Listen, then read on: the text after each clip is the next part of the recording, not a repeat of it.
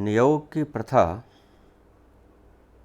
जो स्वामी दयानंद सरस्वती ने सत्यार्थ प्रकाश में लिखी है, क्या सनातन धर्म की दृष्टि में ठीक है?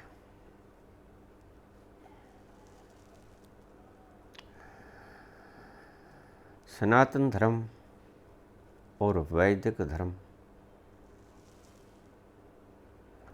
ये दो अलग धर्म हैं। वैदिक धर्म में महर्षि दयानंद ने सत्यार्थ प्रकाश में नियोग पर बल दिया है,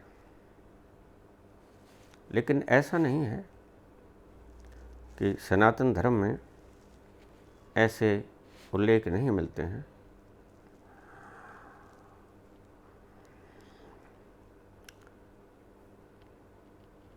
नवम स्कंद के 6ठे अध्याय में कहानी सुना रहे हैं सुखदेव। कह रहे हैं कि अम्बरीश, हे परीक्षित, अम्बरीश के 3 पुत्र थे और उसके आगे विरूप, केतुमान और शंभु। विरूप के पुखदंत और उसका पुत्र हुआ रथितर। रथितर के कोई संतान नहीं हुई। रथितर के जब कोई संतान नहीं हुई तो वह ऋषि अंगिरा के पास प्रार्थना करने के लिए गया कि मुनि जी, मुझे संतान दीजिए। संतानों की परंपरा पुराणों में, जैसे हमारे वेद व्यास जी ने महाभारत काल में सत्यवती ने ये देखकर कि हस्तिनापुर का राज्य कौन संभालेगा, हम वंशहीन हो गए हैं, तो उसने बुलावा भेजा अपने पहले पुत्र के पास, वेद व्यास के पास। वेद व्यास हाजिर हुआ। क्या हुक्म है माते? माता सत्यवती ने कहा कि पुत्र, आज वंश का संकट हस्तिनापुर पे आ खड़ा हुआ है। हस्तिनापुर का वारिस कौन होगा, ये चिंता मुझे दिन रात खाई जा रही है। सो तुम अंबिका वगैरह से हस्तिनापुर को पुत्र दो। वेद व्यास ने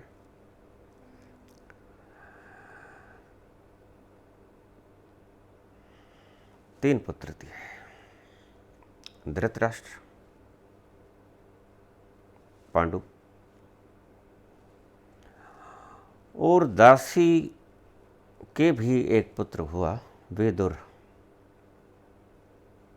विदुर बड़े भगत थे, धृतराष्ट्र अंधे थे। पांडु खून की कमी के कारण एक रोग होता है, पांडु रोग, पी लिया, उससे ग्रसित थे, इसलिए बड़े कमजोर थे। संकट फिर वहीं खड़ा हो गया।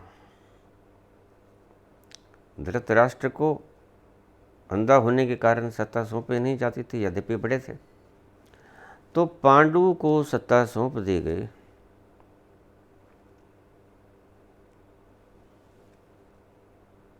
कहानी बहुत लंबी है, मैं नियोग तक ही सीमित रह के आगे चलने की कोशिश करूंगा। मेरे कहने का अर्थ सिर्फ यही था कि जो सत्यार्थ प्रकाश ने, स्वामी दयानंद ने कहा है कि नियोग के द्वारा अपनी वंश को बढ़ाया जा सकता है। बहुत लोगों ने एतराज़ किया, लेकिन ऐसा नहीं है कि हमारे सनातन धर्म में ऐसे उल्लेख नहीं मिलते हैं। हुआ अम्बरीश राजा के रथितर जो पौत्र थे वो संतानहीन थे। वही संकट आ गया। अंगिरा ऋषि के पास गए, उन्होंने उन्हें संतान दी।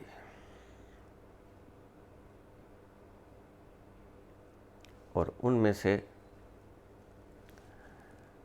इक्ष्वाकु वंश, जिसको हम जिस वंश में भगवान राम भी हुए, इक्ष्वाकु वंश में भगवान महावीर भी हुए।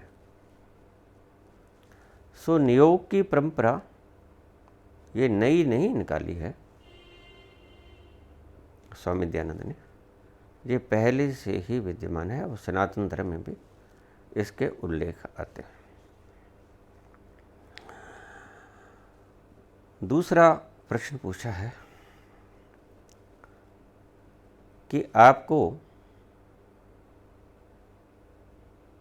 कुल विद्याओं में से ईश्वर तक पहुंचने के लिए कौन सा फार्मूला, कौन सा तरीका सबसे ज़्यादा आसान लगता है?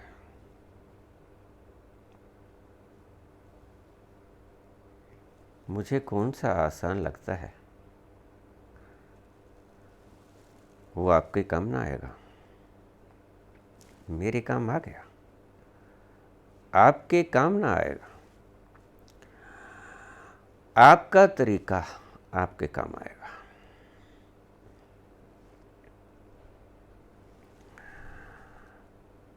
मुझसे पूछा जाए तो सबसे सरल तरीका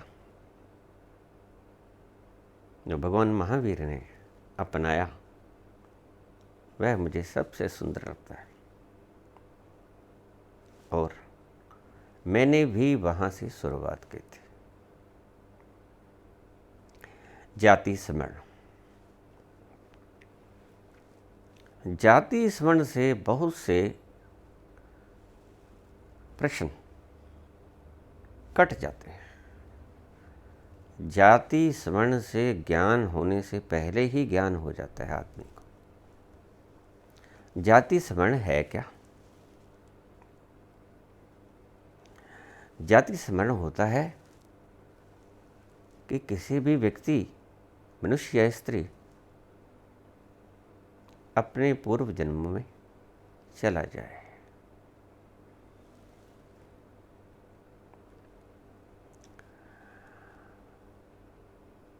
जाति स्मरण प्रथा भगवान महावीर इसके ऊपर चले, और जाति स्मरण की जो प्रक्रिया है मुझे भी बहुत सुंदर लगती है। उसके कुछ कारण हैं। जिस वक्त आप इस प्रक्रिया के द्वारा अपने पिछले जन्म के जो बाधा, बैरियर्स खड़े कर देती है प्रकृति, और व्यक्ति के शुभ के लिए ये बैरिकेड्स लगाती है। क्यों? क्योंकि अगर तुम्हें पता चल जाए कि जिसके घर मैंने जन्म लिया है, यानी कि मेरा पिता पिछले जन्म में मेरा पुत्र था, तो बड़ी मुश्किल खड़ी हो जाए। आपको पता चल जाए कि जिसके घर मैंने जन्म लिया है यह पिछले जन्म में मेरा शत्रु था, तो मुश्किल खड़ी हो जाएगी। अगर आपको पता चल जाए कि जिसके घर मैंने जन्म लिया है उसी ने मेरा वध किया था, हत्या की थी मेरी, तो आप मुश्किल में पड़ जाओगे। आपके भाव सामान्य बालक की तरह ना रहेंगे, आप दुविधा में पड़ोगे। लेकिन मैं इस प्रक्रिया को बहुत सुंदर प्रक्रिया मानता हूँ। क्यों? भले पता चल जाए कि मैं जिसका पुत्र हूँ अब पिछले जन्म में उसका पिता था या पिछले जन्म में उसका शत्रु था, एक भ्रम तो टूट गया ना। क्या ये भ्रम टूट जाएगा कि मैं पिछले जन्म में भी था और मैं शरीर नहीं हूँ? और ये सबसे बड़ा भ्रम है व्यक्ति का कि मैं शरीर हूँ। जैसे ही ये टूटा, ज्ञान की शुरुआत हुई। अगर मुख्य अड़चन को आप देखेंगे कि आपके ज्ञान होने की, एनलाइटेड होने की प्रक्रिया में बाधा क्या है, तो यही मोह है, यही अज्ञान है। अज्ञान यानी कि गलतफहमी। अज्ञान जिसे हम ईगो कह देते हैं। ईगो का मतलब हमने बड़े विकृत रूप में ले लिया है। हम किसी शहर में जा रहे हैं, किसी सड़क के द्वारा जा रहे हैं, रास्ते में भटक गए। किसी रास्ते पे जाना था, दूसरे रास्ते पे चले गए। तो अगर हम ये कहें कि यह व्यक्ति अहंकारी है, तो अहंकार शब्द का प्रयोग करना गलत है। ज़्यादा उपयुक्त शब्द क्या है कि यह व्यक्ति रास्ता भटक गया है। यह व्यक्ति ज्ञान नहीं रखता जो सही है कि जिस रास्ते पे मैं जा रहा हूँ वो गलत है। गलतफहमी में इस रास्ते को सही रास्ता समझ के चला जा रहा है। बस यही गलतफहमी हमें है। हमें गलतफहमी है कि ये माटी का पुतला मैं हूँ। ये इंद्रियाँ, ये नाक, कान, आँख, मुंह, दांत, हाथ, पाँव, दिमाग, ये सब मैं हूँ। ये ईगो नहीं है। ईगो आपके शब्दों के अर्थों के जैसी नहीं है। ईगो अहंकारी नहीं। अहंकार शब्द को गलत रूप दे दिया गया। हम कहते हैं फला बड़ा अहंकारी है। गलती खा रहे हो। कहने वाला भी अहंकारी है। अहंकार के अर्थ बदलिए। अहंकार का अर्थ होता है कि यह व्यक्ति भूल गया है, गलत ज्ञान से परिपूर्ण है कौन? मान कौन रहा है? मान रहा है कि मैं शरीर हूं, है शरीर से पार। मान रहा है मैं मन हूं, है शरीर से, मन से पार।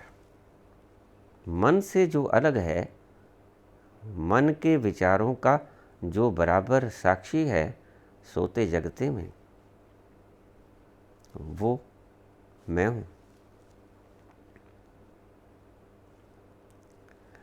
अहंकार का अर्थ है कि हमें गलतफहमी से युक्त हो गए हैं। हमें गलतफहमी हो गई है कि हम हैं कौन। इसका गलत अर्थ ले लिया है आज की सभ्यता ने। कहना चाहिए कि नेगेटिविटी में ले लिया है अहंकारी शब्द, जबकि नेगेटिविटी में नहीं है। ये एक भूलवश चूक हो गई है क्लिंगिंगनेस के कारण। बार बार जब चले थे हम पशु पक्षी, उसके जीवन से हमें शरीर से मोह था। ये शरीर मैं हूँ। जब कोई हमें मारने दौड़ता था, हम अपने आप को बचाने के लिए भागते थे, छुपते थे इधर उधर। तो क्या समझते अपने आप को? शरीर। पशु पक्षी जब हम उन्हें मारते हैं तो वो डर के मारे उड़ जाते हैं, भाग जाते हैं। क्यों? क्योंकि अपने आप को शरीर समझते हैं। मैं शरीर हूँ, ऐसा उनका भाव है। यानी कि वो बंधन में है। ये भाव एक बंधन है। बंधन पाश, पाश शब्द से पशु बना है, लेकिन हम मनुष्य भी पशु हो गए हैं। हम भी पाश में ही हैं। पशुता का ये अज्ञान मनुष्यता तक कायम है। पशुता का ये अज्ञान कि मैं शरीर हूँ, मन हूँ, ये समस्त इंद्रियाँ बना ही हुआ है अब तक। और इसे ही मुक्ति कहते हैं कि सत्य को जान लेना, इस भूलेखे को, इस भ्रम को दूर कर लेना आत्मज्ञान के द्वारा। आत्मज्ञान क्या है? आत्मज्ञान है आत्मा का ज्ञान। आत्मा क्या होती है? मैं को आत्मा कहते। आत्मा मैं, ज्ञान ज्ञान, मेरा ज्ञान। हैरानी की बात है कि हमें अपना ही ज्ञान नहीं है। और हम सदा ही कहते हैं, जब लड़ाई झगड़े हो जाते हैं, हम कहते हैं मैं जानता हूं तू कौन है। चले जा रहे हैं गुरजेफ, पश्चिम के एक विचारक हुए, ज्ञानी हुए। गुरजेफ चले जा रहे हैं शहर में एक सड़क के ऊपर। ऐसे लोग मस्ती में रहा करते हैं, हर वक्त मदिरा, भीतर की मदिरा पिए रहते हैं।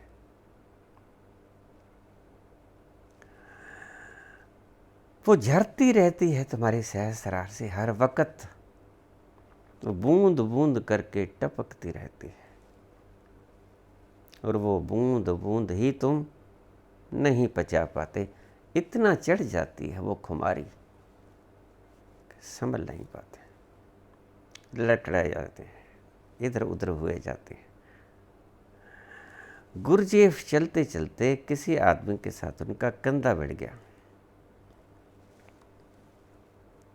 तो वो आदमी तो आपके शब्दों में हम कहेंगे ज़्यादा अहंकारी था। ज़्यादा अहंकारी का अर्थ कि ये विचार गूढ़तम उसके भीतर बैठा हुआ था कि मैं शरीर और शरीर हूँ।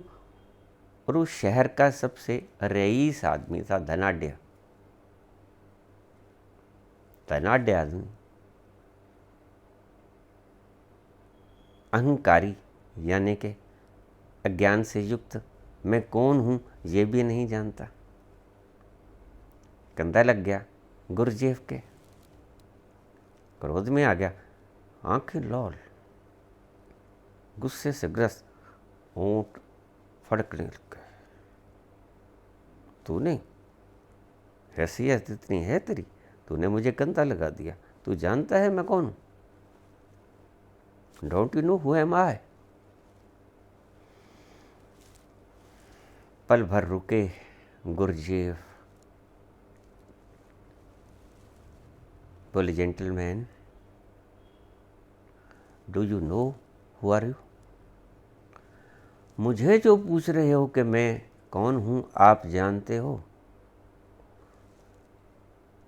मुझे जो पूछते हो कि आप जानते हो मैं कौन हूँ?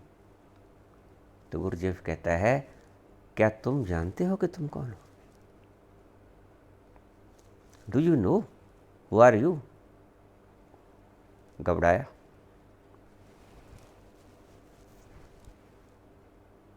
सेठ तो घबराया, गलत आदमी से वास्ता पड़ गया।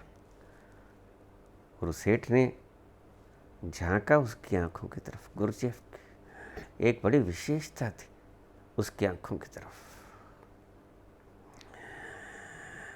संत पुरुष जब झांकता है तो आप उसकी आंखों में झांक ना पाओगे।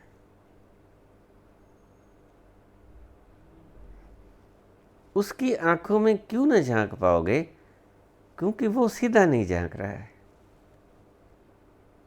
वो झांक रहा है सहस्रार की तरफ। आप झांक रहे हो सीधे, वो झांक रहा है तिरछा। उसका चुंबक जो उसके दशम द्वार में बैठा है वो आपकी एनर्जी को अपनी तरफ खींचे जा रहा है। इसलिए संत पुरुष की आंखें थोड़ी चढ़ी चढ़ी मालूम पड़ेंगी। कारण, दो कारण हैं। एक तो उसके सहस्रार में कशिश है जो आपके ध्यान को ऊपर खींचती है। इसीलिए संत पुरुषों की आंखें चित्रकारों ने थोड़ी सी नशे से भरी हुई ऊपर की तरफ झांकती हुई बनाई। ओरा तो अभी आप चेक नहीं कर सकते, ओरा भी लगा देते हैं चित्रकार। समझदार रहे होंगे उनको बताने वाले। हमारे शरीर के आसपास ओरा भी होता है, वाइटिश हो या किसी और रंग का हो, उनके अलग अलग मतलब होते हैं। लेकिन संत पुरुष का आसपास का प्रभामंडल सफ़ेद होता है।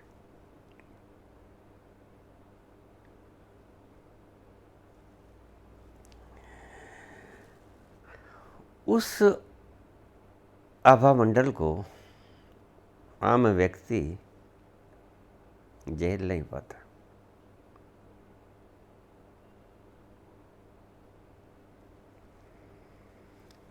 मैं एक संत पुरुष को जानता हूँ। एक बार मैं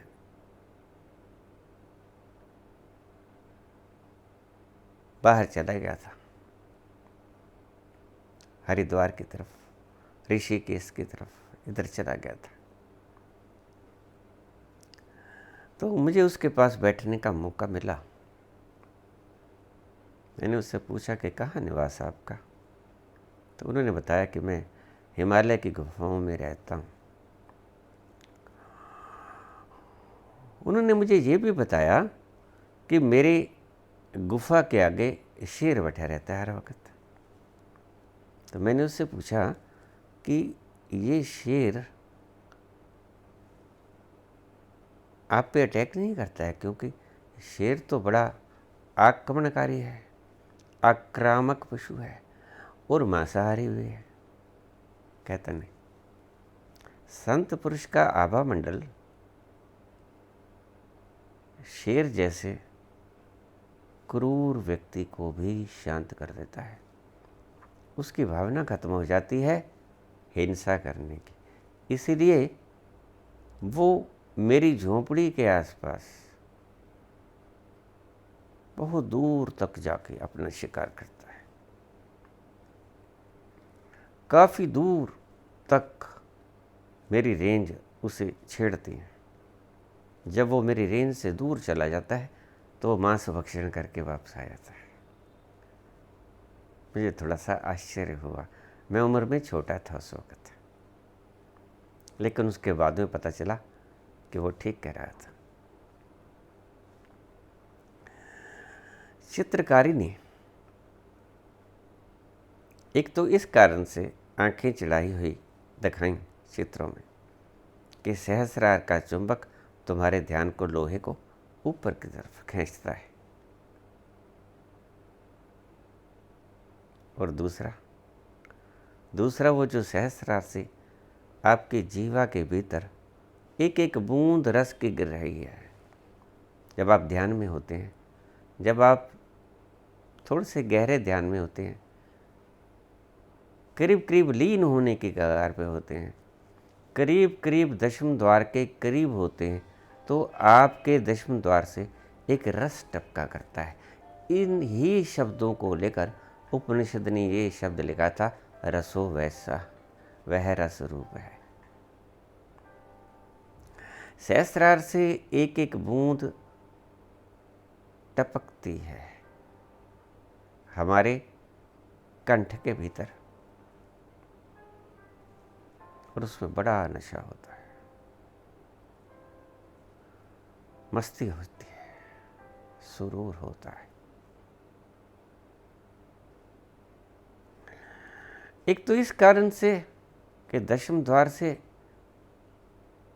तुम्हारा ध्यान वो बिंदु खींचता है, इसलिए आंखें ऊपर चली ही जाती। रस में मग्न होके खींचा जाता है ध्यान। तो जब ध्यान खींचेगा तो आंखों का संबंध सीधा सीधा ध्यान से है। आप कभी सोए हुए व्यक्ति को देखना, उसका ध्यान, उसकी आंखें जो खुली मिलेंगी अर्ध उन्मीलित, तो वो जो उसके आंखों की रेटिना है ऊपर की ओर झांकती हुई दिखेगी। आप सोए हुए व्यक्ति को, थोड़ा सा गहरा सोए हुए व्यक्ति को गौर से देखना, आंखें थोड़ी सी आधी खुली हुई, और जब आप उनके डेलों को देखोगे, रेटिना को, तो वो आपको ऊपर नजर आएंगे, क्योंकि निद्रा भी एक प्रकार का ध्यान है। निद्रा भी एक प्रकार की समाधि है, मूर्छित है, बस इतना ही फर्क है। मूर्छित अवस्था की समाधि निद्रा, इसलिए निद्रा में आपको इतना आराम महसूस होता है। तो जरा देखिए, जब आपको निद्रा में इतना शांति और इतना फ्रेशनेस मिलता है, तो उससे करोड़ों गुना ज़्यादा आनंद और सरूर समाधि में होता है।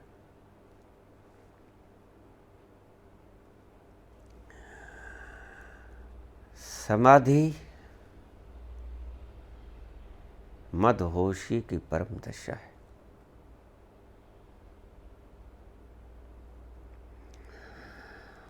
आंखों का ध्यान के साथ बहुत संबंध है। समाधि में व्यक्ति करीब करीब अपनी मूल में पहुंच जाता है, और मूल में होने के कारण वह अपने अस्तित्व में प्रवेश कर जाता है, जिसे भगवान कृष्ण स्थिति प्रज्ञ कहते हैं, महावीर कैवल्य कहते हैं, बुद्ध निर्वाण कहते हैं, लाओत्से ताओ कहते हैं, कबीर सुरती कहते हैं, नानक जप कहते हैं, सुमरण कहते हैं। अलग अलग संतों ने नाम अलग अलग दिए, और हमारे मूढ़ ज्ञानी शब्दों पे सारा दिन झगड़ते रहते हैं। संयोगवश आज गुरु पूर्णिमा है। मुझे किसी ने पूछ लिया, ये गुरु और अध्यापक में क्या फ़र्क है?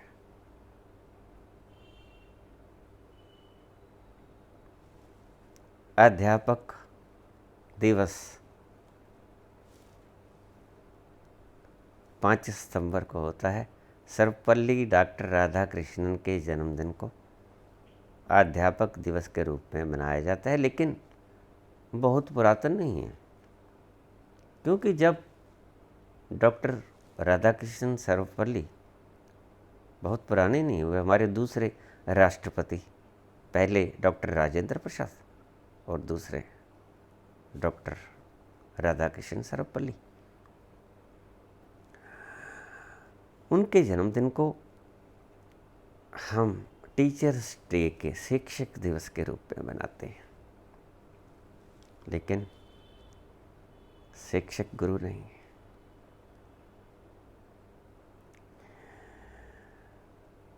शिक्षक कौन? जिसने तुम्हें शब्द सिखाया, आभाषा, बाहरी जगत की शिक्षा दी, इतिहास सिखाया, एटम सिखाया, भौतिकी सिखाई, रसायन विद्या सिखाई, गणित सिखाया, जितने भी जूलॉजी, बॉटनी, साइकोलॉजी, सभी सिखाए वो अध्यापक। लेकिन अध्यापक शब्दों की भाषा से आगे नहीं जाएगा। अध्यापक कौन? जो शब्द सिखाए वो अध्यापक। और गुरु, गुरु वो जहाँ से अध्यापक की शिक्षा समाप्त होती है, वहाँ से गुरु की शिक्षा शुरू होती है। बिल्कुल उलट, जो अध्यापक सिखाता है, गुरु उसे मिटाता है। बड़े विरोधी शब्द मिलेंगे आपको, चौंकोगे आप।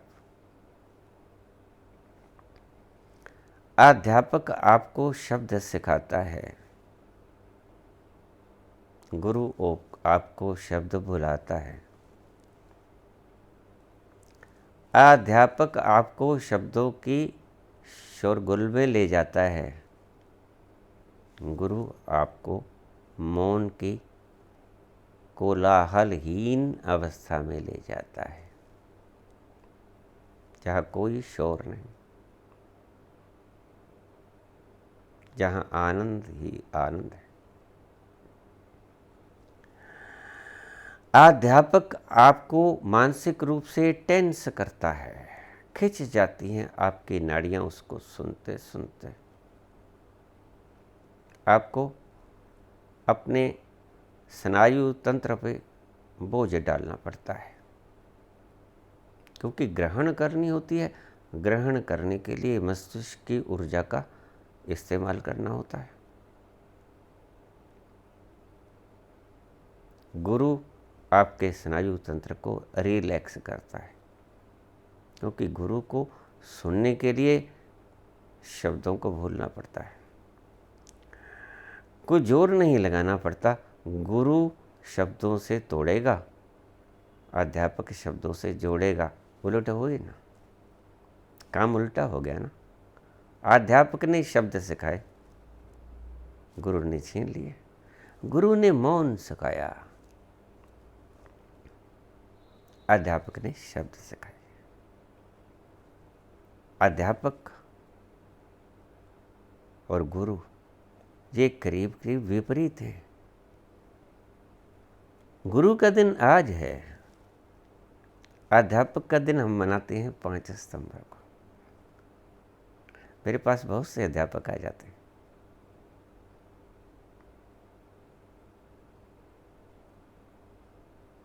मुझसे पूछते हैं कि ये कैसे होगा, ये कैसे होगा। मैंने कहा जो आप पढ़ाते हो उसको भूलना होगा। एक दृष्टि में हम आपकी शिक्षा के दुश्मन हैं। जो आप सिखाते हो वो सिखाते हो चालाकी, जो गुरु सिखाता है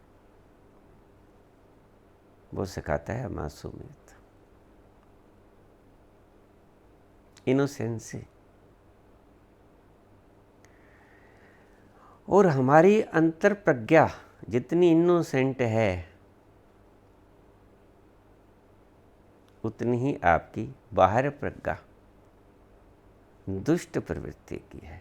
इसलिए जैसे जैसे ध्यानस्थ व्यक्ति आपकी गिरफ्त में फंसेगा, टीचर से कह रहा हूँ, वैसे वैसे वो आपके जैसा दुष्ट होता जाएगा। बड़ी स्पष्ट वाणी से बोल रहा हूँ। टीचर दुष्ट होते हैं। क्यों? क्योंकि वो आपकी शांति को भंग कर देते हैं। आप मौन में बैठे हो, बच्चे बोल रहे हैं, चिल्ला रहे हैं, आपको बुरे मालूम पड़ते हैं ना। आप कहते हो बंद करो शोरगुल, मैं मस्ती में जा रहा हूँ।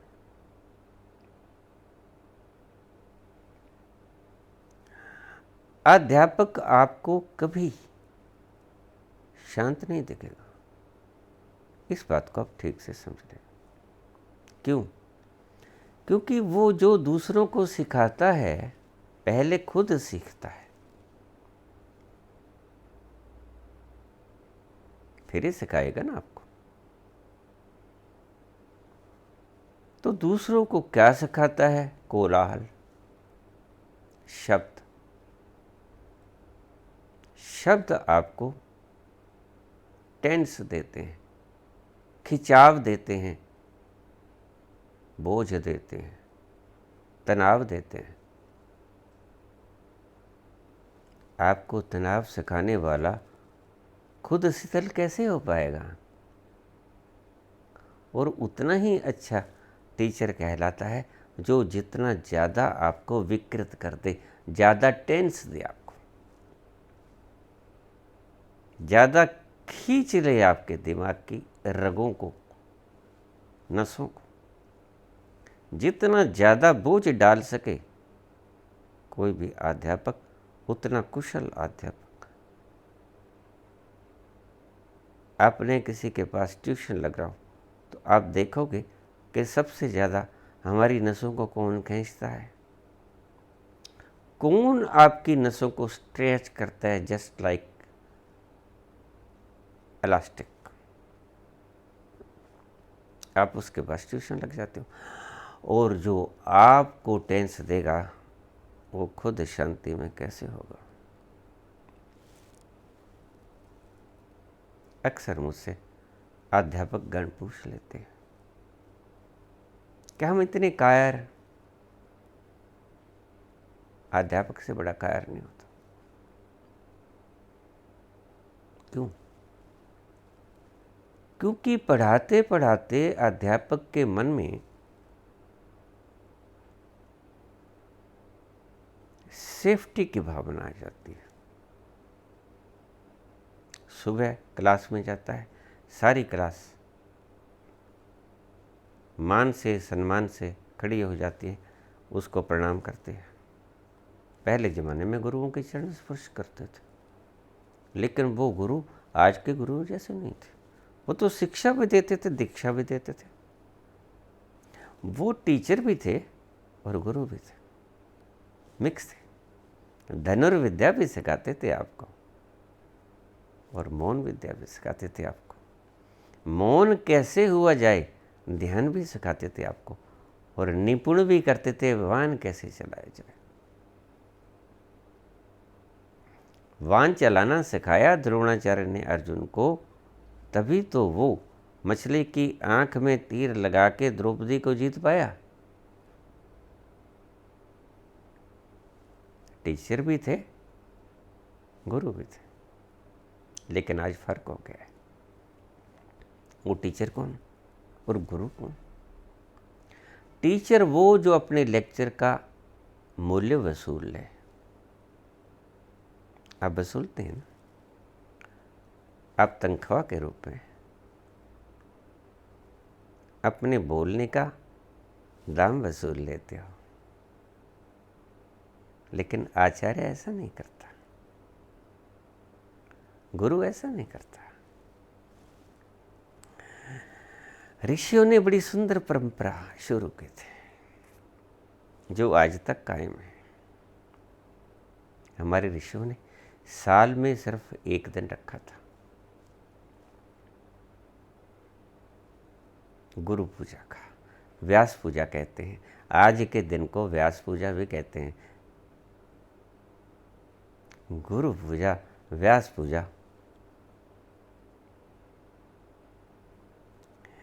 ये आषाढ़ी पूर्णिमा के दिन मनाई जाती है।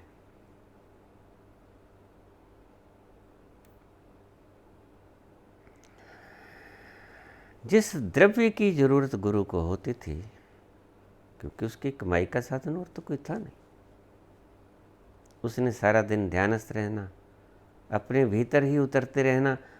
एक दृष्टि से वो भीतर का वैज्ञानिक था,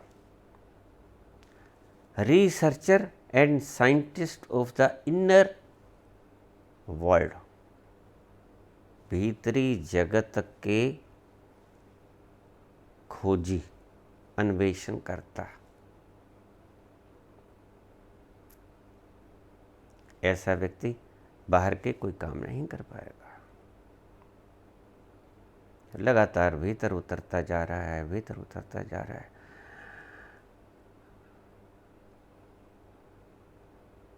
अपने ही भीतर खोया जा रहा है।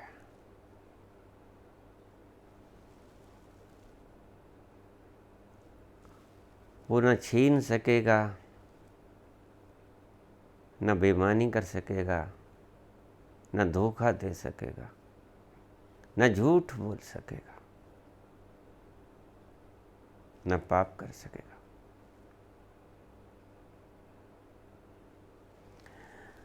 वो अपने अनुभव से, जैसा अनुभव है उसने पाया, शुद्ध रूप से आपको बता देगा। ऋषियों ने, क्योंकि गुरु का आजीविका का कोई साधन नहीं था, इसलिए आज का दिन, गुरु पूर्णिमा का दिन, एक दिन प्रचुर मात्रा में उसके शिष्यगण उसे द्रव्य दे के जाया करते थे। आज ये परंपरा है।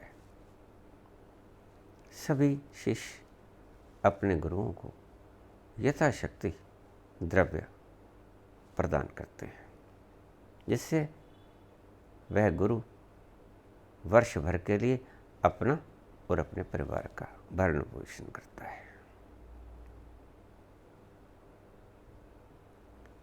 शिष्य गुरु को जितना श्रद्धापूर्वक सुनेगा, उतना ही ध्यान की प्रक्रिया में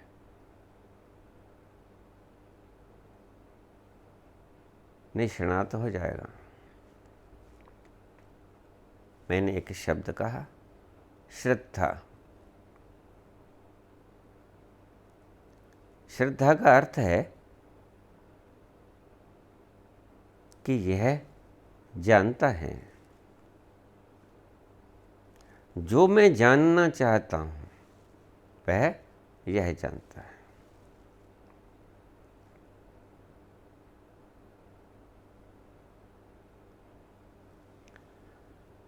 गुरु आपको अंतर यात्रा के सूत्र बताता है।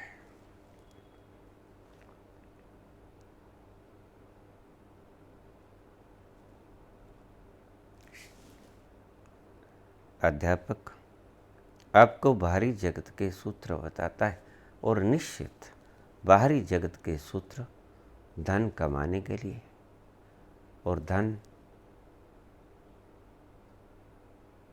पाप के बिना नहीं कमाया जाता।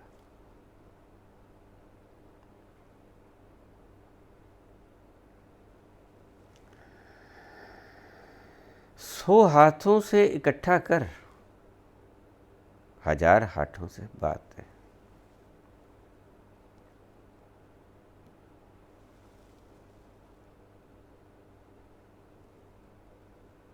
यह गुरु की परंपरा है, शिक्षक की परंपरा नहीं। शिक्षक की परंपरा तो यही है कि जितना तू समझा रहा है उसका दाम वसूल कर ले। क्यों? क्योंकि वो जो समझा रहा है उसका दाम आंका जा सकता है। लेकिन गुरु जो आपको बता रहा है उसका दाम आंका नहीं जा सकता। एक दृष्टि में गुरु का दाम आंका नहीं जा सकता, इसलिए गुरु का देन आप दे नहीं सकते। कितना ही दे दो, गुरु का सही सही दाम आप कभी ना चुका पाओगे। इसलिए व्यक्ति पे ये जो कुछ ऋण बताए हैं, देव ऋण, पितृ ऋण, पितृ ऋण में मातृ ऋण और पितृ ऋण दोनों आ गए, गुरु आचार्य ऋण, ये सारे ऋण उतारे नहीं जा सकते। जैसे ईश्वर का ऋण किसी भी कुछ भी करने से उतारा नहीं जा सकता। बहुत से स्मरण करने वाले लोग मेरे पास आ जाते हैं, कहते कबीर का ये शब्द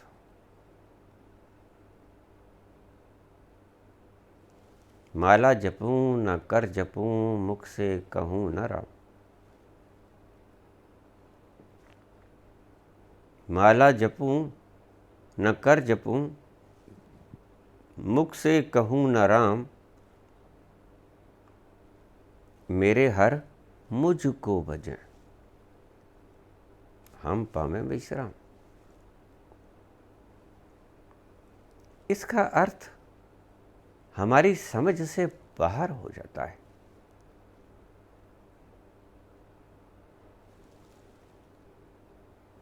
मैंने कहा, तुमने किस मूर्ख से सीखा कि आध्यात्मिक बातें समझ में आ जाया करती हैं? किस मूढ़ ने तुम्हें ये संदेश दिया कि भीतर की बातें बुद्धि में आ जाया करती हैं? जो मन से पार है वो बुद्धि से भी पार है, क्योंकि मन का तोलने वाला बुद्धि ही है और बुद्धि को मथ के घृत निकालने वाला विवेक है। कभी नहीं आएगा बुद्धि के भीतर आध्यात्मिक ज्ञान। इसलिए मैं कहा करता हूँ कि इन शास्त्रों को आग लगा दो, क्योंकि ये सिर्फ आपको समझ देंगे और समझ से वो तत्व नहीं मिलता। वो तत्व समझा ही नहीं जा सकता। तो इसको उल्टा करके बोलूं तो समझ से वो तत्व नहीं मिलता, समझदारों को वो तत्व नहीं मिलता, और गुरु समझदार होता है, असली समझदार। गुरु को खुद पता है कि तुम्हारा शिक्षक बुद्धिमान है, इसीलिए बुद्धि से परे की बात नहीं कर पाएगा। जो बात बुद्धि में आ जाएगी वो ही समझा पाएगा, और आध्यात्म कभी बुद्धि से सीखा नहीं जा सकता।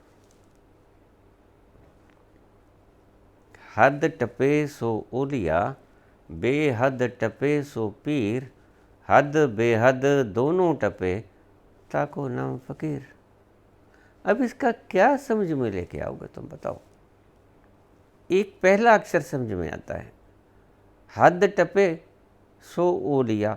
ठीक है, हद को टपा जा सकता है, हद को लांघा जा सकता है, लेकिन बेहद को कैसे लांघोगे? वो बेहद ही क्या हुआ जो लांघा जा सका। हद लांघी जा सकती है, हम किसी चीज़ की बाउंड्री बना देते हैं, वो हद होती है ना।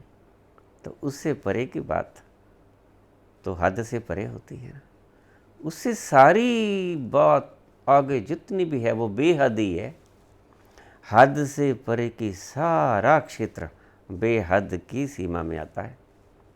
लेकिन यहाँ ये क्या कहता है, हद टपे सो ओलिया, ये कबीर बोलते हैं, हद टपे सो ओलिया बेहद टपे सो पीर। और देखिए आगे, बिल्कुल पागल होने जैसी बातें करते हैं ये टीचर के दिमाग में कैसे आएगी। यहीं नहीं रुकते वो, हद टपे सो ओलिया, आपकी टीचर को बात समझा जाएगी, बेहद टपे सो पीर नहीं समझाएगी, क्योंकि बेहद को टपा ही लांघा ही नहीं जा सकता। लेकिन यहीं नहीं ठहरते गुरु इससे भी आगे जाते हैं, हद टपे सो ओलिया बेहद टपे सो पीर। यह बुद्धि हार गई, क्योंकि बुद्धि के दिमाग में नहीं आ गया। आगे कहते हैं हद बेहद दोनों टपे। अब कर लो बुद्धि में क्या करोगे बात, हद बेहद दोनों टपे, ताको नाम फ़कीर। अब फ़कीर की महिमा आप कैसे कैलकुलेट कर पाओगे। गुरु फ़कीर होता है,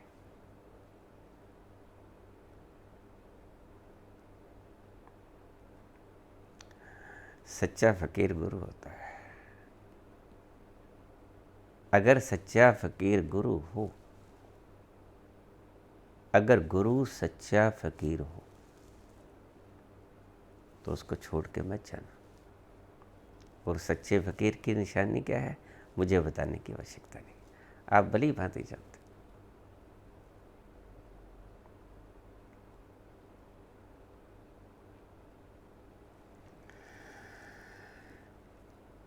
गुरु की महिमा मैंने आपको समझाई।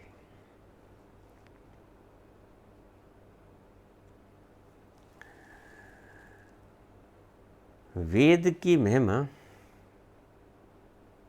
गुरु पहचाने,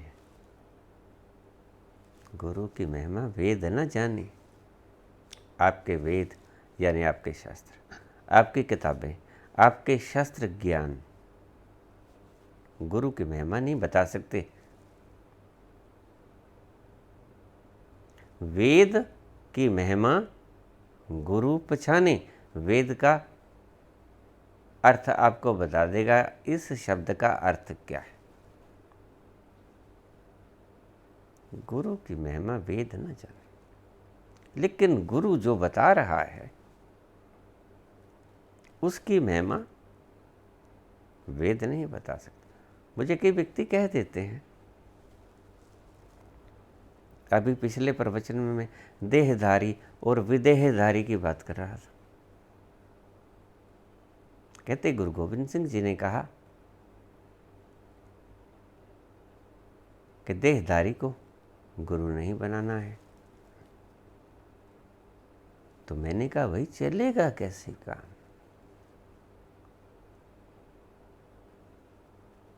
गुरु गोविंद सिंह ने भी तो ये चीज देहधारी से ही सीखी या विदेहधारी से सीखी। ये गुरुओं ने जो बात सीखी एक दूसरे से, ये देहधारी ही तो थे।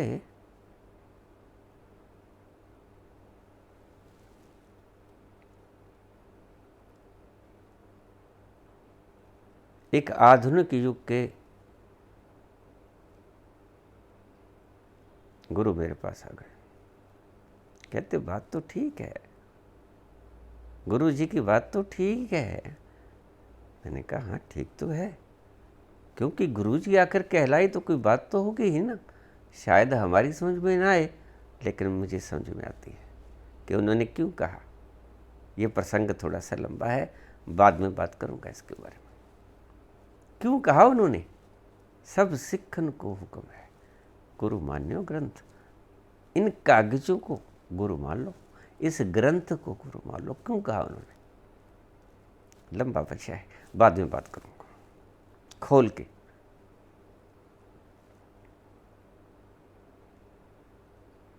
लेकिन आपके लिए संभव नहीं है। वो मुझे कहने लगा कि नेट से देख लो। मैंने कहा तो नेट किसने, देहधारी ने लिखा है कि विदेहधारी ने लिखा है। ये नेट किसने फीड किया है, देहधारी ने फीड किया है। या विदेहधारी ने फीड किया है? जरा इसकी परिभाषा दोगे आप? विक्षिप्त तरह के लोग, विक्षिप्त तरह की बातें लोगों के मनों में फेंक दिया करते हैं। उनको ये नहीं पता कि इन बातों का आगे हशर क्या होगा। इन लोगों ने कुल दुनिया मूड बना रखी है। एक टीचर है, और बड़ी हद की बात है कि साइंस टीचर है। मैं कभी कभी ऐसे व्यक्तियों को याद करके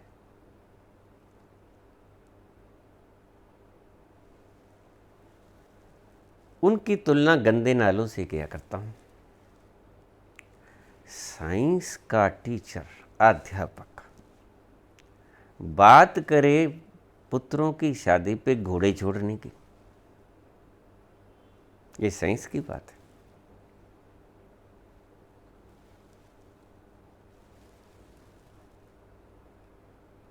मैंने उनसे कहा कि कृपा करके इसको विश्लेषित करके बताओगे कि बाबे का घोड़ा छोड़ने से तुम्हारे बेटे की शादी होने का संबंध क्या है, और तुम्हारे बेटे के बेटा होने की का संबंध क्या है? तुम साइंस के अध्यापक हो, मुझे साइंस में समझाओ, क्योंकि मैं भी तो साइंस पढ़ा हूं, मैं भी तो साइंस का मास्टर हूं।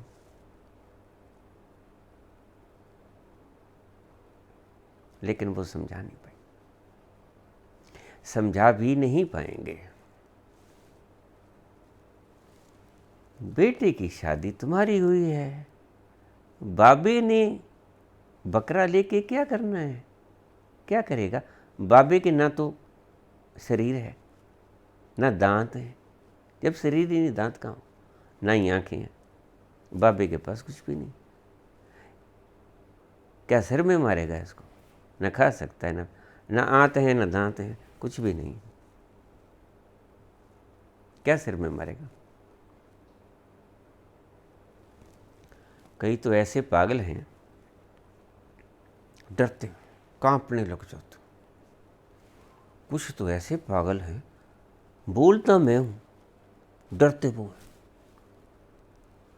कांपने लग जाते। अरे मैं क्यों कांप रहे हो? कोई मारने को खड़ा है तुम्हारे पास? कहता बाबा कहेगा कि तुमने इसकी बात सुनी क्यों? मैं कहा वो है कहाँ, पहले तुम मेरे को ये बता दो। मैं सीधा ही जाके पूछ लेता हूँ।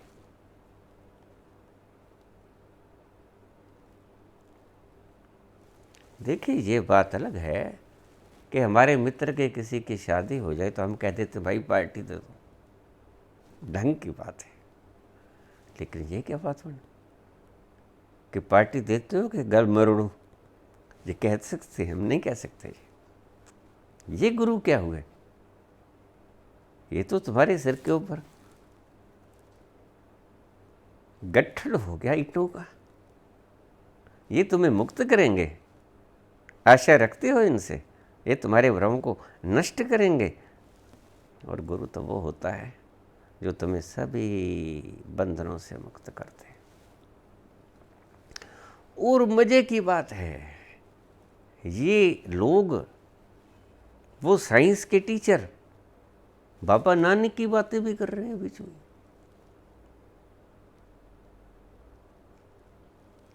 बाबा नानक क्या कहते हैं? कह नानक गुरु बंधन काटे,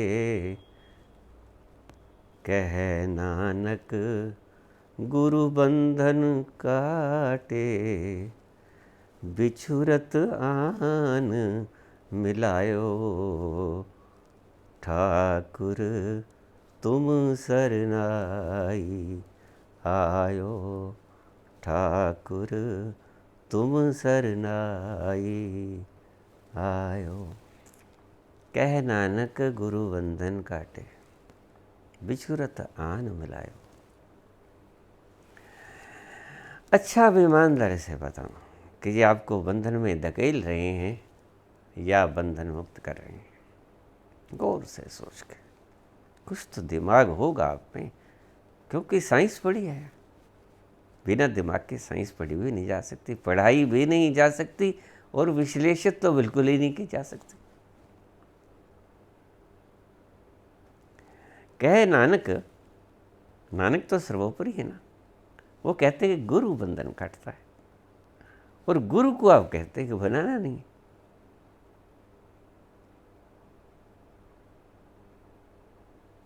तुम्हारे ऊपर कोई आपत्ति पड़ गई, किसके पास जाओगे? शास्त्र से पूछोगे? शास्त्र के पन्ने उठा के पूछोगे? आपको पता ही नहीं होगा शास्त्र में कहाँ लिखे है ये चीज, और लिखी भी है या नहीं लिखी है। जिन दिनों में व्हाट्सएप नहीं था, उन दिनों में शास्त्र लिखा गया। तो व्हाट्सएप के बारे में कोई प्रश्न पूछना चाहे तो देहधारी गुरु ही तो बताएगा। ये देहधारी गुरु नहीं बताएगा, क्षमा करना।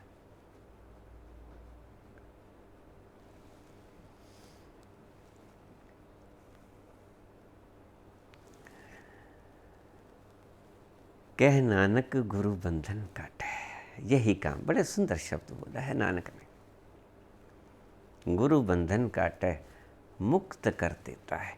सारी फिलॉसफी,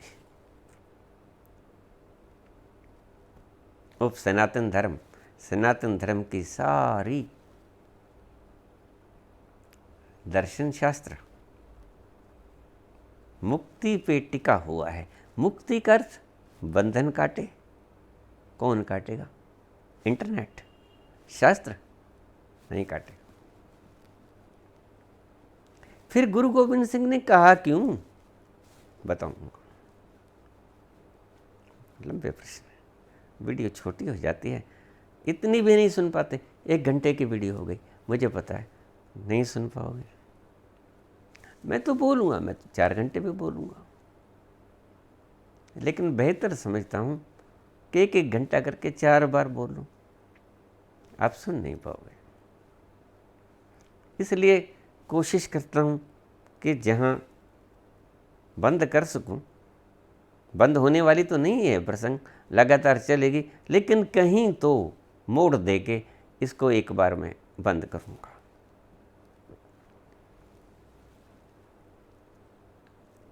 गुरु कौन?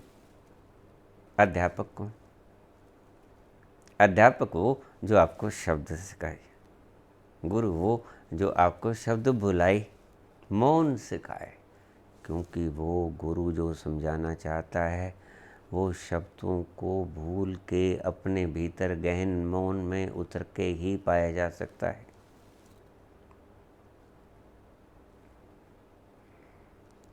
ना तो आपका टीचर बता पाएगा, ना आपका शास्त्र बता पाएगा,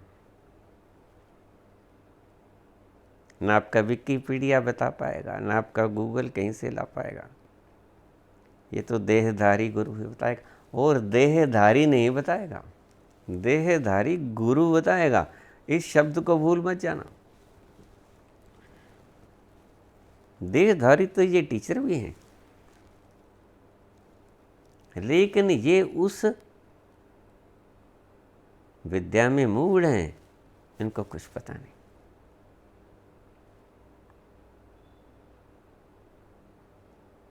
शरीर के साथ चिपके रहते हैं। पशु थे, पक्षी थे, तब मैं शरीर हूँ, मैं शरीर हूँ, मैं शरीर हूँ। तब से साइकोलॉजी पक्की करते आए, भीतर बैठाते आए, तह पे तह, तह पे तह, लाखों जन्मों की लाखों तहें तुम्हारे अनकॉन्शियस माइंड में एक दर परत जमी हुई हैं, और बड़ा विशाल चट्टान तुम्हारे भीतर। तभी तुम्हें हर वक्त भार मालूम पड़ता है। क्यों? ये चट्टान भीतर आपके अनकॉन्शियस माइंड में चिपकी हुई है, पक्के फेविकॉल लगा के।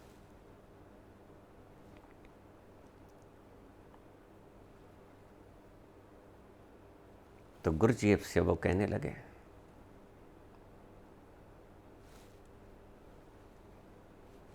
आई don't know who am I, मैं नहीं जानता कि मैं कौन। Do you know who am I, क्या आप जानते हो कि आप कौन है, मैं कौन। गुरुजी बोले, हाँ। Do you want to know, yes, क्या तुम जानना चाहते हो। कहते, हाँ मैं जानना चाहता हूँ, मेरी प्रज्ञा है, मेरी इच्छा है, मेरी अभिप्सा है, मेरी उत्कंठा है। I want to know who am I. जगती है प्यास अक्सर जिनका पैसे का मोह भर जाता है, वो आध्यात्म की तरफ सफ़र करना शुरू कर देते हैं। इसलिए मैं कहता हूँ,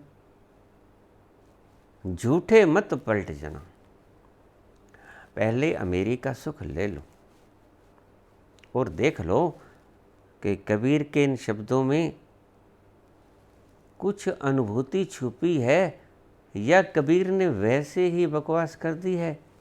जो सुख पायो राम भजन में, सो सुख नाही अमीरी में। जो सुख पायो राम भजन में, सो सुख नहीं अमीरी में। मनडो लाग्यो मेरो राम, मनडो लाग्यो मेरो राम। फकीरी में, फकीरी में, मनडो लाग्यो मेरो राम। जो सुख पायो राम भजन में, जो सुख पायो राम भजन में, सो सुख नहीं अमीरी में। मनडो लाग्यो मेरो राम। कबीर कहते हैं कि मेरा मन उस बेपरवाह में लग गया है, फकीरी में लग गया है, और जो आनंद, जो मस्ती, जो सुरूर मुझे राम भजन में मिलता है, उसको याद करने में मिलता है, वो अमीरी में नहीं मिलता, उसका तनिक भी नहीं मिलता।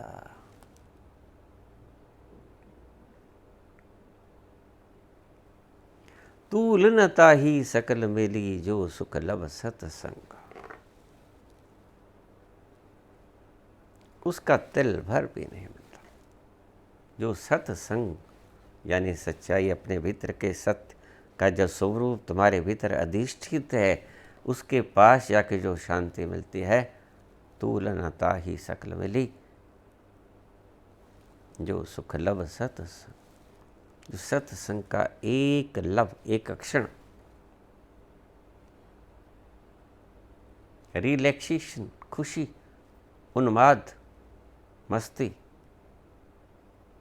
दे जाता है,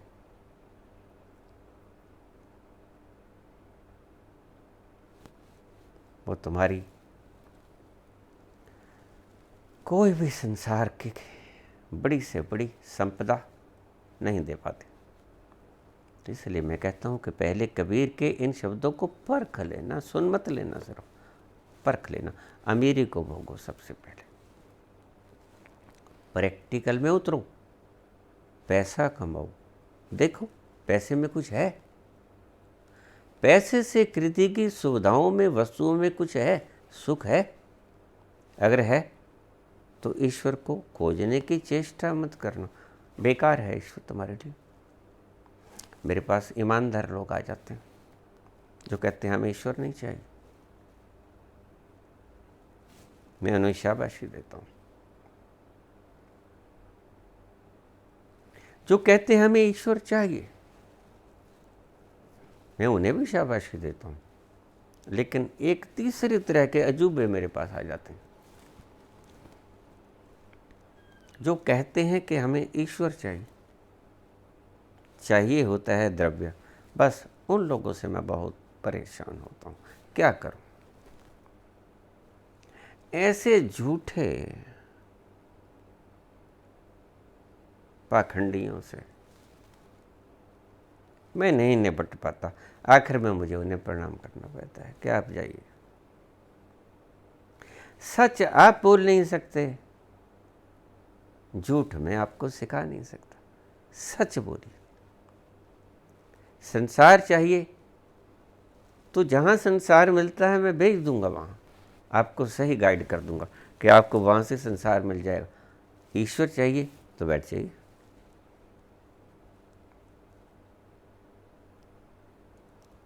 लेकिन उनका क्या करूं? जो चाहते कुछ और हैं, मांगते कुछ और हैं, उनका इलाज तो किसी के पास नहीं। तो कम से कम सच तो बोलिए। बहुत जन्मों से ये तह पे तह जलती रही, तह पे तह जलती रही, मैं शरीर हूँ, मैं मन हूँ, मैं शरीर हूँ, मैं मन हूँ। यही चीज़ आपके तह की तह बनती गई।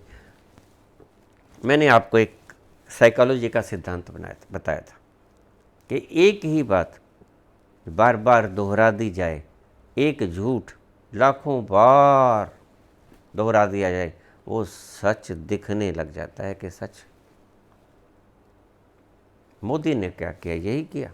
मोदी है तो मुमकिन है, मोदी है तो मुमकिन है, मोदी है तो मुमकिन।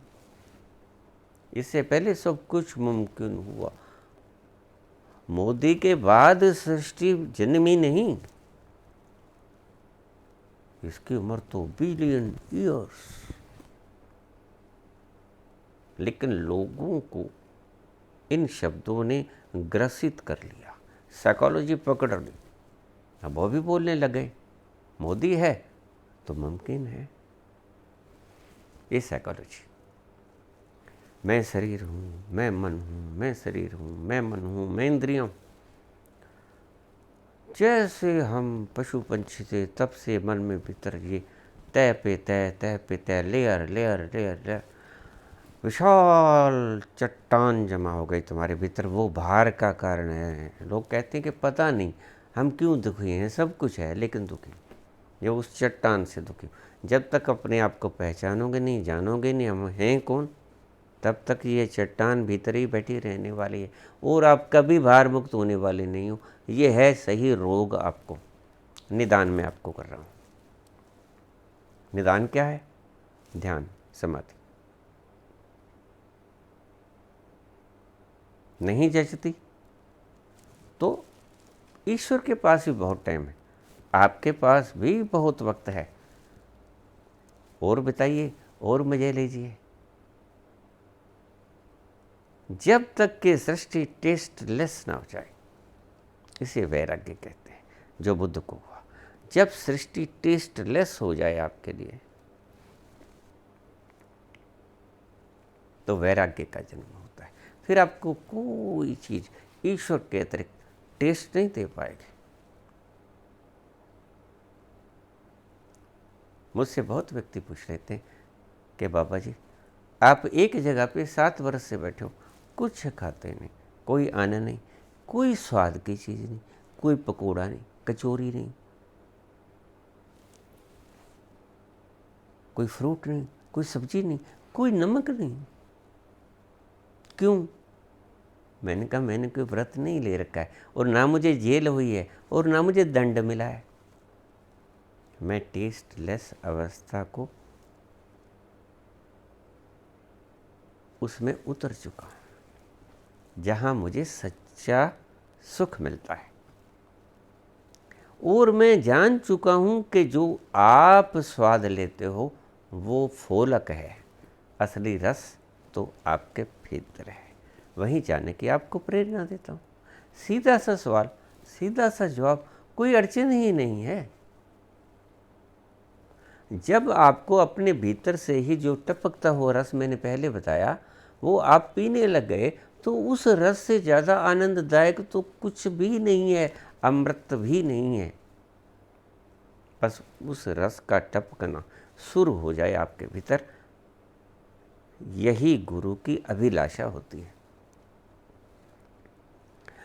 और वो कैसे आएगी? जब आपका ये अज्ञान टूटेगा, क्या कि मैं मन नहीं हूँ, मैं शरीर नहीं हूँ। कौन हूँ?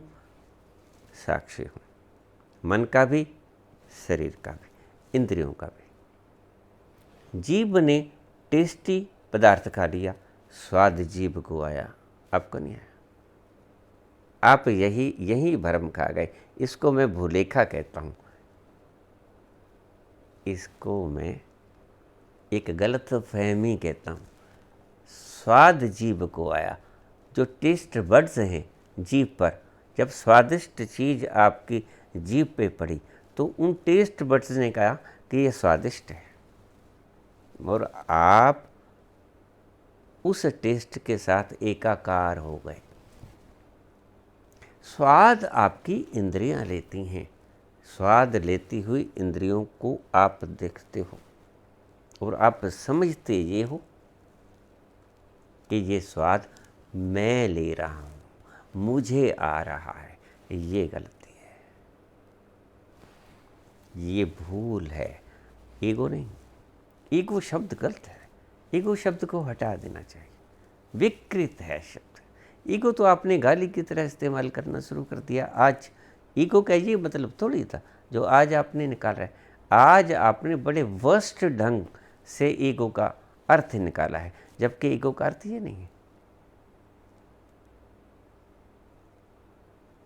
ईगो का अर्थ है कि सच जानिए कि ये टेस्ट आपकी जीभ को आया या आपको आया, आप जीभ नहीं है। जीभ एक यंत्र है, इंस्ट्रूमेंट है, जिसने स्वाद लिया। जैसे ही जीभा से नीचे उतरा खाना, कहाँ गया स्वाद? बताओ कहाँ गया? जैसे ही आपकी किसी भी इंद्रिय ने स्वाद लिया, उसके बाद बताओ क्या हुआ, कहाँ गया वो? देखने वाले आप, किसी भी सुख या दुख में आपको नहीं होता, आप सिर्फ उसको देखते हो कि मेरा पेट दुख रहा है, मेरा शरीर दुख रहा है, मेरी ये इंद्रियां दुख रही हैं। आप सिर्फ उसके साक्षी हो। भूलवश आप समझ जाते हो कि मैं दुख रहा हूँ, मेरा मोटा दुख रहा है, मेरा कंधा दुख रहा है, मेरे कंधे को उसने टक्कर मार दी। यही गलती है, संत कहते हैं, गुरुजन कहते हैं। आप परीक्षा करके देखिए, मानिए मत। तो गुरुजीफ ने पूछा, can you tell me the way? उसने कहा बिल्कुल, आप शाम को मेरे पास आ जाना। शाम को चले गए तो गुरुजीफ कहने लगा कि आप उस तत्व तक पहुंच जाओगे जिससे हम आनंद कहते हैं, पीस ऑफ माइंड कहते हैं, रियलिटी कहते हैं। आपको you will have to undergo some process, कुछ प्रक्रियाओं के भीतर से आपको गुजरना होगा। तो उस सेठ ने कहा बिल्कुल गुजरूंगा, और वो सेठ उन प्रक्रियाओं के भीतर से गुजरा जो गुरुजीफ ने बताई थी और पहुंच गया। आप भी ऐसे करें। अगर इधर आना चाहते हैं, भर गई है नियत, तो आपको इधर आना ही पड़ेगा। आज अमेरिका से लोग उकता गए हैं डॉलरों की चमक से, वो हिंदुस्तान की भूमि को वापस आ रहे हैं। मैं रोज़ देखता हूँ, मेरे पास रोज़ फ़ोन आते हैं कि बाबा जी ऐसा लगता है कि संसार में सुख नहीं है। मैंने कहा नहीं, जहाँ सुख है वहाँ आप गए नहीं। संसार में तो सुख नहीं है, बिल्कुल ठीक है, लेकिन संसार में सुख नहीं है इसका मतलब ये नहीं है कि कहीं भी सुख नहीं है। जहाँ सुख है वहाँ आप गए नहीं हैं। गुरु आपको यही बताता है। आज गुरु पूर्णिमा के दिन मेरे शब्द आपके भीतर उतरें, ऐसी प्रभु से प्रार्थना करूंगा और आपसे इजाज़त चाहूँगा। धन्यवाद।